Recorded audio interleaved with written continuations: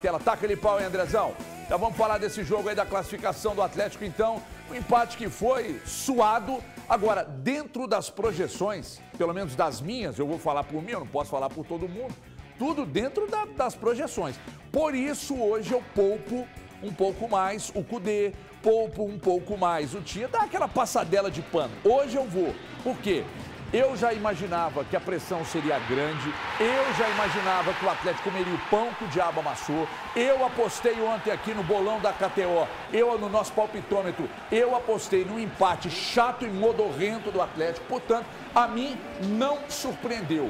Quem acompanha o mínimo do futebol gaúcho, eu acompanho muito porque simplesmente eu escuto as rádios do Sul praticamente todos os dias. Então, para mim, nenhuma surpresa, há uma pressão, até Grêmio e Internacional, quando vão jogar aí, é um Deus nos acuda, porque o gramado é realmente muito ruim, e a pressão sempre foi muito grande, e por isso, para mim, nenhuma surpresa. Mas já começo a falar com ele, Thiago Fernandes. Ô, Thiagão, nós assistimos ontem, de certa forma, até um tanto quanto dramática a classificação, mas no tempo normal, diferentemente do Atlético Paranaense e do Corinthians.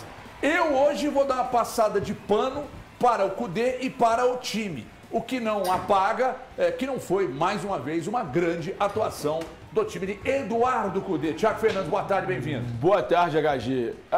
Eu até imaginava que o Atlético pudesse empatar ou perder. Inclusive, foi essa minha aposta ontem na nossa brincadeira aqui. Eu apostei na dupla hipótese na KTO e ganhei, né? Porque o Atlético ou empataria ou perderia do jeito que estava ali o jogo.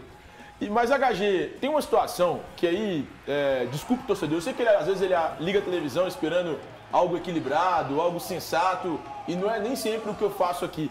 Mas, HG, se pegar os dois times, o de Atlético e Brasil de Pelotas, colocarem os dois para jogar polo aquático, o time do Atlético tem que ser melhor.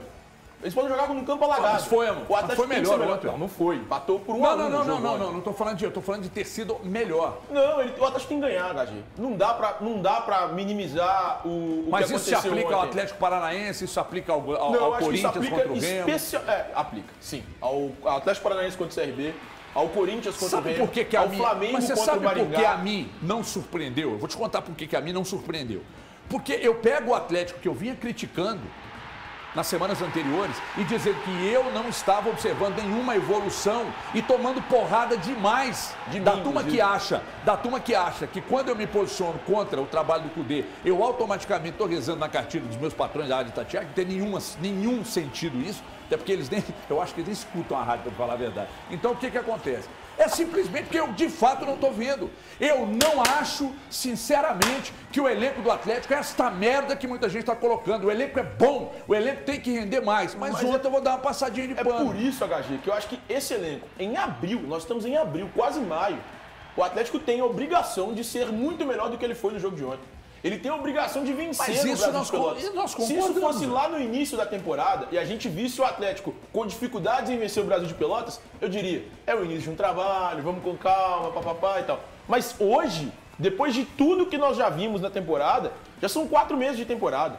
Não tem justificativa para o Atlético jogar o futebol que jogou ontem. Com você. Não tem justificativa para o Atlético não vencer ontem. Eu sei que o gramado era tenebroso, eu falei isso aqui ontem. Eu tinha visto as imagens do Breno Galante, falei isso aqui ontem. Falei, olha, o gramado é muito ruim, por isso eu acho que o Atlético empatará ou até perderá o jogo. Mas o Atlético tinha que calar a minha boca, tinha que jogar bola, tinha que mostrar futebol, tinha que ganhar do Brasil de Pelotas. E ontem a gente viu mais um empate do Atlético. Você está sendo pretensioso achar que o Atlético tem que dar alguma resposta a você? A mim e aos críticos todos. A mim e aos críticos todos, não só a mim. Tem que calar a boca de todo mundo que está criticando o Atlético. Deixa eu ver o técnico Eduardo Kudê, que voltou a elogiar a atuação. Kudê, você está de sacanagem também, né? O técnico Eduardo Kudê voltou a elogiar a atuação do Atlético. Roda aí, Andrezão. Último, não sei, 5 jogos, o time está jogando muita bola, generando muita finalização. O resultado, eu posso admitir pero que tendríamos que tener o haber ganado más juegos, un caso de si estamos hablando o juego do Vasco, o juego de Paranaense, o juego de Santos, y más el primer juego lá también tuvimos para hacer una diferencia mayor, pero bueno, en estas condiciones o análisis futbolístico é muito difícil. O time tentou jogar bola, mas vai controlar uma bola você aí neste campo de jogo. Claro que tenemos más cualidades, mas equipara todo. Un campo de jogo así equipara todo. Y você sabe que en estos confrontos a bola aérea también equipara todo. Mas vou voltar a decir, melhorar. Hoje, vou a falar que os times vêm jogando muita bola e generando muito. Não é normal que precisemos tanta finalização para fazer um gol, essa é a verdade. Pero vai dar certo, temos bons finalizadores e bueno, seguir generando futebol e seguir generando ocasiões do gol para a gente de ataque. Se você fosse um cara que não pudesse oferecer mais do que está oferecendo, seguramente eu ia jogar a toalha e não ia chegar aqui e cobrar. Eu acho que seu time realmente está muito longe do ideal, mas muito longe do ideal. Vulnerável defensivamente, o ataque cria, erra gol demais e consagra o goleiro adversário, rodada a rodada, seja em que torneio for. Mas de ontem eu vou passar um paninho para você. Agora, você dizer que foi muito boa a atuação, não foi coisa nenhuma. Uma atuação razoável, empate. E aí, pegando uma carona e o regulamento embaixo do braço, acabou passando. E Copa do Brasil precisa ser coerente com o que eu falo de Atlético, Cruzeiro e América, né? E Copa do Brasil, se você jogar mal todos os jogos, mas for classificando, é o que interessa. E aí ontem você não jogou bem, mas classificou-se porque conquistou a vitória magrinha, magérrima aqui no jogo de ida. Agora achar que foi bom também, você está de brincadeira. E espero, cara, o povo fazer a pergunta para você, Cudê. Espera perguntar para você responder. Você não deixa os caras acabar a pergunta. Você não deixa a menina, ontem foi te perguntar se atropelou a menina e ela tinha razão. Não dá para botar a culpa no gramado, a botar a culpa não sei em quem, botar a culpa... Não, eu queremos saber o seu nível de participação nos jogos ruins que seu time vem fazendo. Mas você está falando que está tudo bom. Elton Novaes. Boa tarde. Boa tarde. Eu vou ficar mais ou menos em cima de que você falou também. Só que tem uma questão que ele está certo.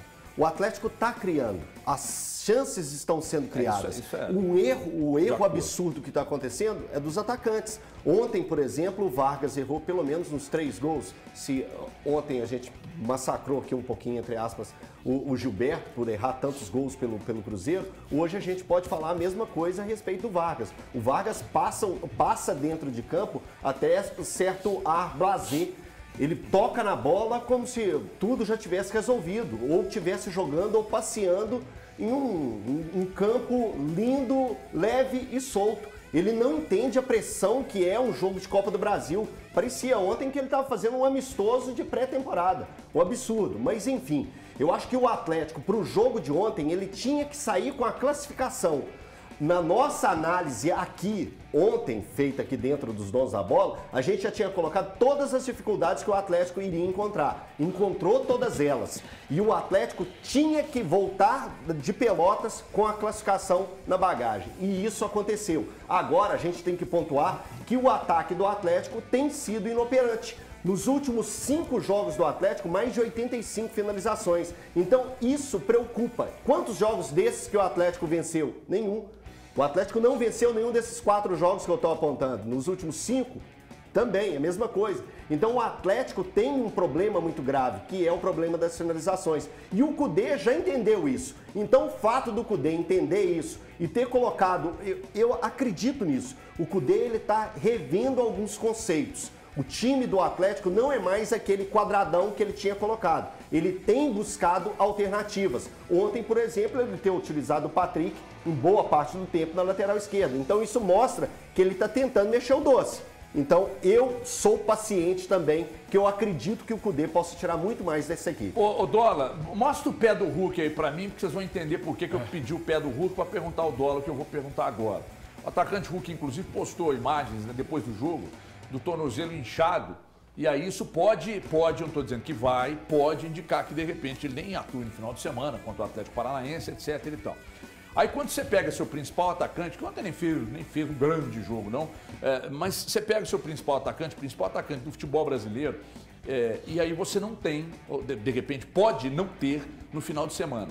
Aí, vamos pegar uma carona no que o Elton acabou de falar do Vargas. O Vargas custa ao Atlético hoje mais do que o Pedro Raul custa ao Vasco da Gama mensalmente.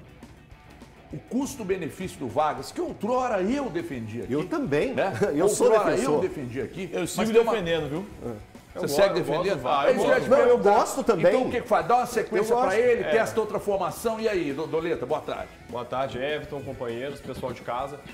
A questão do Vargas é um grande mistério hoje no Atlético, né?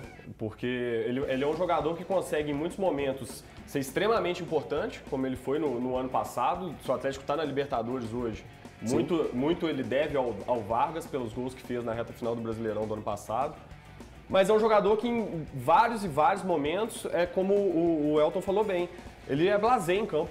Né? Parece que ele não tá nem com vontade de estar ali. Aquele lance do primeiro tempo que o Hulk dribla e toca pra ele, cara, enche o pé. O jeito que ele finaliza, né? É tudo. Sempre parece que ele tá ali meio passeando, que ele não tá se importando muito. A torcida, inclusive, repara muito isso. Eu vejo nas críticas que o Vargas recebe da torcida muito essa coisa, assim, do comportamento dele em campo, né?